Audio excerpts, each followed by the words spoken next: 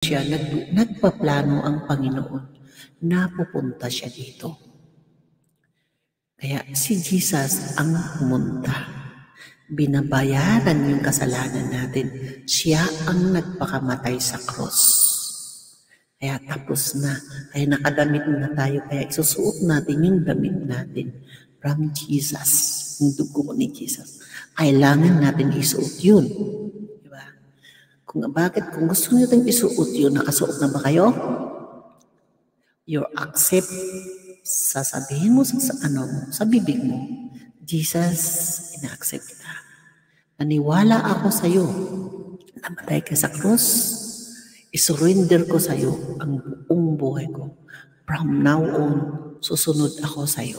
Susurrender ko lahat. In the name of Jesus. Amen. Sabihin mo yun sa bibig mo. Kung sumunod